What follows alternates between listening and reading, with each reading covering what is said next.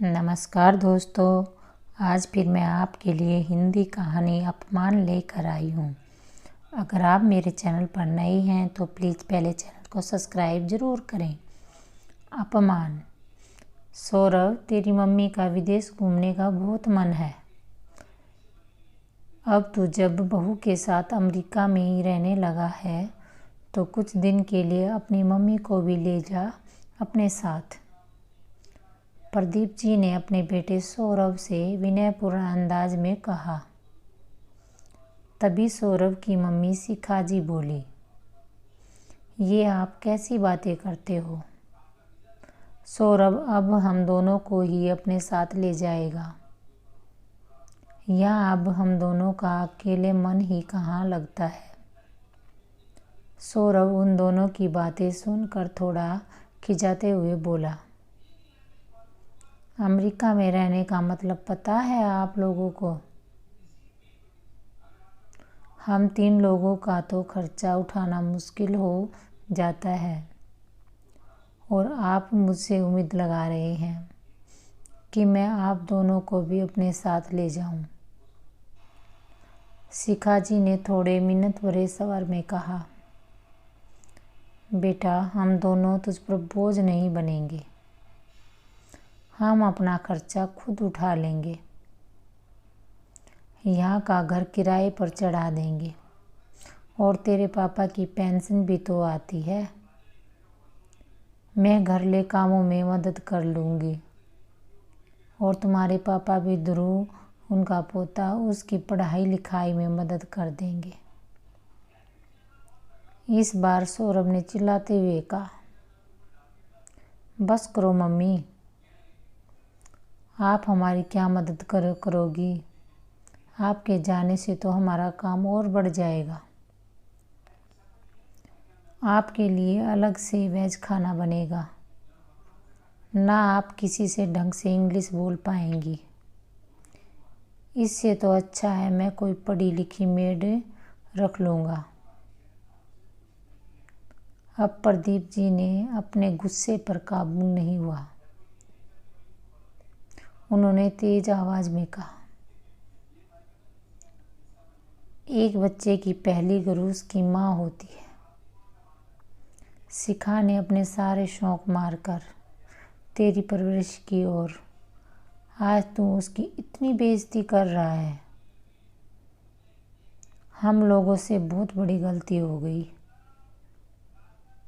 जो हमने तेरे साथ रहने की सोची। तेरे मन में तेरी मम्मी की कोई इज्जत हो या ना हो, पर मैं अपनी पत्नी के खिलाफ कुछ नहीं सुन सकता। तू यहाँ से जा सकता है। सौरभ अमेरिका लौट गया।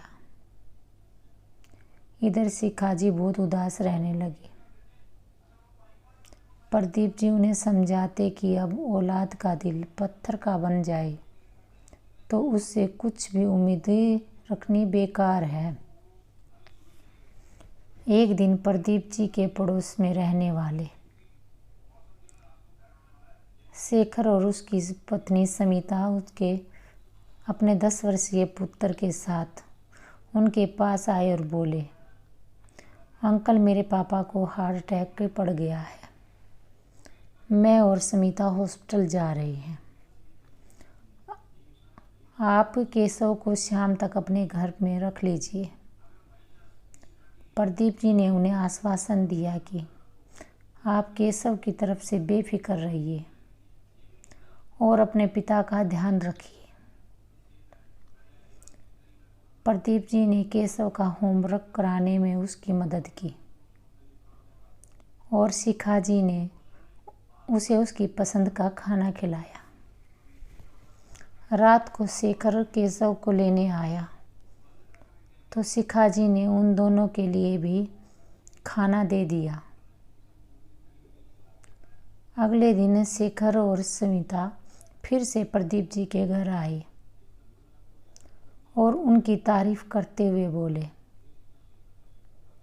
आपने केशव का होमवर्क इतना अच्छा करवाया कि उसे सभी कामों में A+ मिला है और आंटी ने तो कमाल का खाना बनाया था। आंटी, आपको तो घर पर ही कुकिंग क्लासेज शुरू कर देनी चाहिए और अंकल को एक कोचिंग सेंटर शुरू कर लेना चाहिए। प्रदीप जी और शिखा जी एक साथ ही बोले। अपने बच्चों के लिए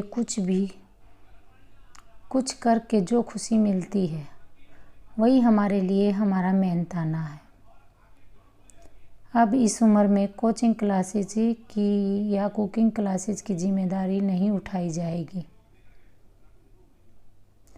प्रदीप जी और शिखा जी के अच्छे स्वभाव की वजह से धीरे धीरे आसपास के बच्चे प्रदीप जी से पढ़ने आने लगे और लेडीज शिखा जी से तरह तरह की रेसिपी सीख कर जाने लगी।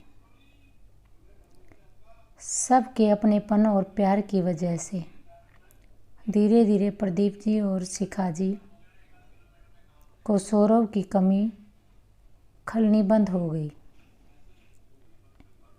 एक दिन अचानक से सौरभ का फ़ोन प्रदीप जी के पास आया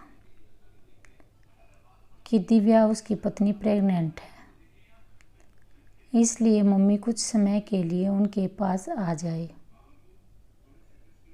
जब प्रदीप जी ने शिखा जी से पूछा तो उन्होंने उनके हाथ से फ़ोन लेकर सौरभ से कहा, बेटा बहुत खुशी की बात है,